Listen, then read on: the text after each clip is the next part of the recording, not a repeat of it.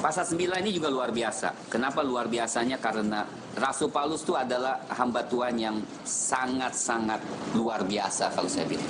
Nah, kita akan melihat kenapa luar biasanya, karena dia tuh orang, asal ada sesuatu yang menjadi batu sandungan bagi orang lain, dia langsung menguasai diri, dia tidak mau menuntut haknya sebagai hamba Tuhan. Ini yang paling sulit, dan ini sesuatu yang kita bisa teladani lah istilahnya. Bukankah aku rasul? Bukankah aku orang bebas? Bukankah aku telah melihat Yesus, Tuhan kita?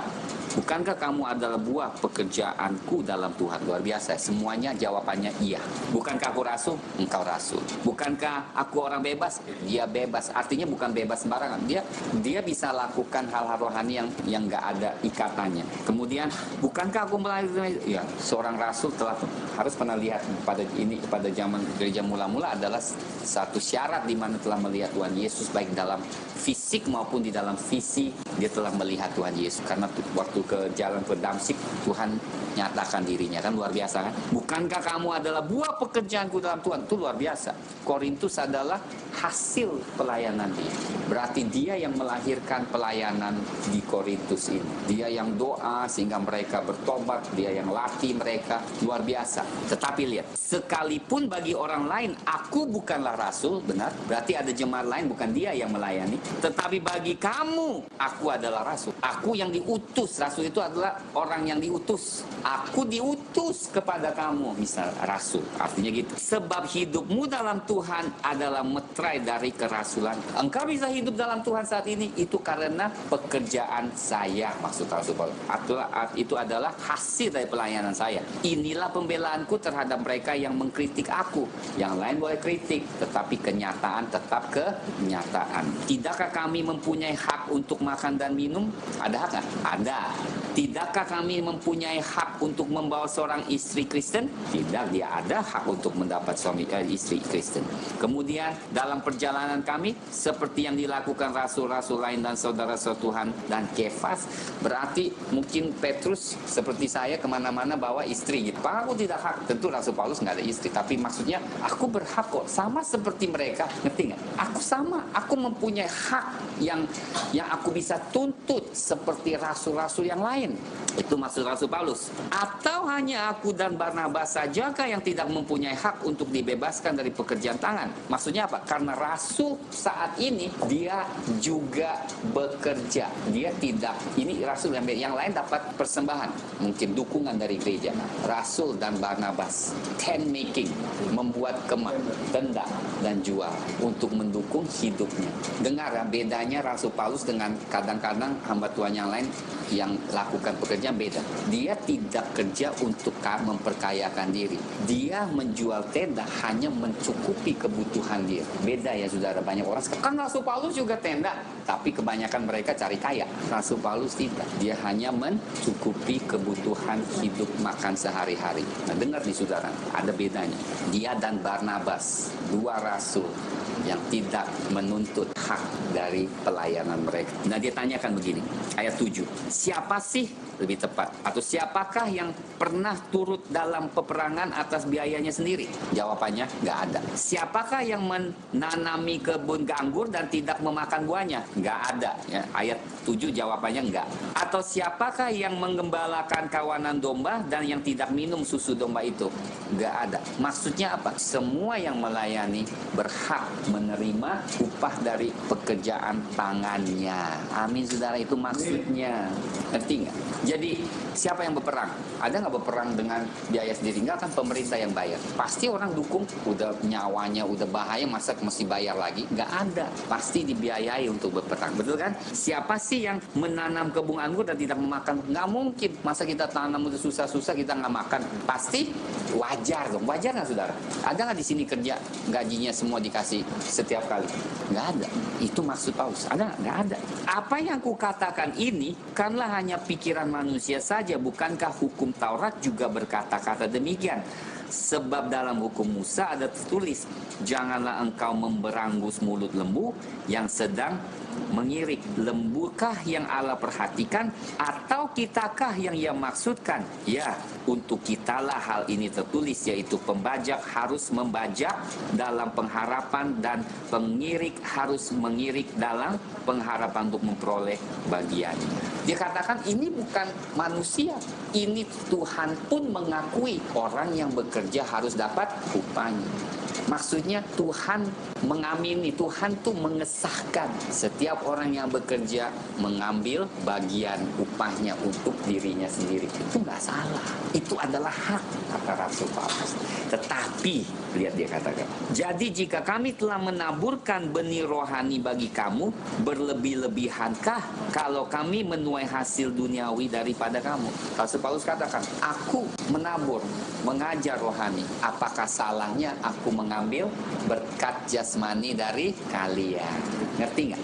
Maksudnya Rasul Paulus itu mempunyai segala hak untuk menerima segala sesuatu dari jemaat Korintus. Tapi luar biasanya, sudah akan terbaca, dia tidak menuntut satu pun dari jemaat Korintus. Ini yang membuat Rasul Paulus beda dengan rasul yang lain. Lihat yang kemudian kita lihat. Kalau orang lain mempunyai hak untuk mengharapkan hal itu daripada kamu, bukankah kami mempunyai hak yang lebih besar? Ternyata orang yang melayani di gereja Korintus malahan dapat, tapi dianya enggak dapat. Tetapi kami tidak mempergunakan hak itu. Lihat kan, Rasul Paulus katakan apa?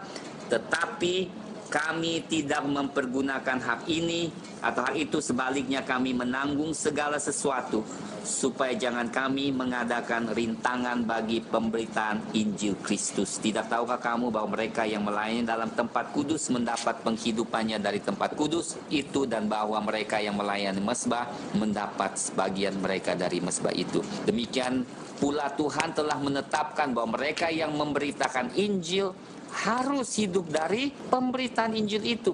Tetapi aku tidak pernah mempergunakan suatu pun dari hak-hak itu. Aku tidak menulis semuanya ini supaya aku pun diperlakukan juga demikian, sebab aku lebih suka mati daripada sungguh kemegahanku tidak dapat ditiadakan siapapun juga. Karena jika aku memberitakan Injil, aku tidak mempunyai alasan untuk memegahkan diri, sebab itu adalah keharusan bagiku. Celakalah aku jika aku tidak memberitakan Injil. Bagi Rasul Paulus, suatu kebanggaan, kesukaan, tanpa dibiayai, tanpa dikasih, dia tetap melayani. Meskipun dia tahu dia punya hak untuk mendapat upah, dapat berkat, tetapi dia menolak. Kenapa? Jangan sampai dia dapat hak Injil itu bisa terhalang. Bisa kan orang kata, wah Rasul lu ambil banyak amat uang lu gini. Orang kan bisa ngomong apa aja. Dia bilang, mendingan aku tidak ambil, supaya Injil ini bisa terus meluas dan aku tidak menjadi batu sandungan apapun juga. Luar biasa. Saudara, saya mau kasih tahu kenapa firman ini harus kita sampaikan. Karena inilah orang-orang yang kenal Kristus, yang rohaninya luar biasa. Inilah teladan yang kita harus ikut. Jarang kan? Ayo, jarang kan? Jarang kan? Di gereja biasanya kalau jumlahnya kecil di GBI sih luar biasa, mereka mengasihi hamba Tuhan, kasih hamba Tuhan yang bisa ambil hak untuk diri mereka sendiri. Tapi saya senang Rasul Paulus, dia tidak mau. Nanti saya akan ceritakan kenapa dia tidak mau terima. Ada alasan kenapa kadang hamba Tuhan tidak mau tuntut. Karena bagi dia, waktu dia mau tegur, gampang. Kalau udah ambil, susah tegur. Pai sengki, ya kan udah ambil banyak. Gue mau tegur dia susah amat, ya kan? Itu salah satu sebab. Nah, untuk hati nuraninya bersih, dia bisa datang kepada setiap Korintus dia tegur. Karena dia tidak terima apa?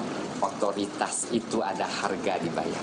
Amin, saudara. Haleluya. Enggak, maksudnya kenapa bisa begitu? Karena pada saat itu, dia memegahkan diri, nomor satu. Kedua, saudara harus ngerti ya, di satu gereja, pada gereja mula-mula di mana pemimpinnya begitu kudus, Tuhan sungguh-sungguh ada di tahtanya di atas gereja, dan dia benar-benar yang memerintah. Bagi jemaat yang lakukan sedikit tidak jujur, penghakiman jatuh di atas. Itu bagi jemaat yang sangat kudus takut akan Tuhan, kuasanya dahsyat, penghakimannya juga dahsyat. Tapi Tapi kalau udah gereja korupsi, semuanya korupsi nggak apa-apa. Ngerti nggak? Jadi di dalam kekudusan itu ada hadirat Tuhan yang mengerikan. Karena udah masuk ke dalam alam yang dekat dengan tata Allah. Jadi sedikit nggak benar bisa datang maut, murka Allah. Sama juga pada zaman Musa. Ya saudara, di akhir zaman akan kembali seperti itu. Dan di mana di situ orang mulai menghormati gereja. Nah, sekarang kenapa gereja nggak dihormati? Korupsi juga, selingkuh juga, yang heboh-heboh juga, gereja masih terkenal. Yang barusan saya kasih tahu satu orang hamba Tuhan, istrinya selingkuh. Itu selingkuh berapa tahunnya? 10 tahun. Gereja besar, bukan dengan satu cowok, udah satu lagi. Lagi di counseling, dia malahan selingkuh. Di rumah kelihatannya wah dia udah doa, dia udah baca firman, tahu-taunya selingkuh terus. Pendeta ini sampai kurus, makan hati, stres. Dia tetap tidak putus asa mendoakan istri. Nah, saya mau katakan saudara tahu sejak berapa 20-30 tahun yang lalu itu kan gembala besar Jimmy Swaggart, Jim Baker dulu nggak pernah loh. Ini nih yang pelayanannya seluruh dunia, yang TV evangelis besar gereja, orang pikir gereja besar pasti dari Tuhan kan. Satu persatu jatuh dalam moralitas mereka. Terjadi suatu goncangan iman. Dan banyak jemaat yang di Amerika, di Barat, meninggalkan iman mereka. Tidak lagi ada suatu kepercayaan terhadap gereja lagi. Gereja hilang wibawa, hilang posisi menjadi teladan. Saudara, sama dalam kehidupan kita. Maka jangan kita sampai hilang teladan kepercayaan. Amin saudara. Ya berbuat sedikit salah, tapi kalau terlalu besar salah kita bisa menjadi batu sandungan. Nah, kenapa kita harus sampaikan ini? Karena ini ada hal yang penting sekali di akhir zaman. Bayangkan 10 tahun loh, saudara, istrinya selingkuh. Ada yang suaminya selingkuh, itu sih udah biasa. Ada yang pendeta bukan selingkuh lagi, homo, patowo. Oleh sebab itu saudara, kalau saudara katakan, kenapa orang bisa nggak percaya? Kenapa? Karena kita nggak jadi teladan. Tidak hanya satu denominasi, itu bukan soal denominasi. Itu soal kitanya, diri pribadi. Amin saudara, nggak ada yang bisa disalah. Ada yang gereja Katolik tetap mereka sungguh-sungguh dalam Tuhan, takut akan Tuhan. Tapi kebanyakan gereja karismatik malahan yang kemewahannya, pesawat pribadi, hotel bintang 5, suite, PK-nya harus ditentukan, mobilnya harus mewah, itu udah menjadi tren, harus ada bodyguard. Tapi ramai sudah. Jadi saudara harus mulai dewasa. Amin saudara. Jangan lihat dari luar, wah ramai ya. Amin.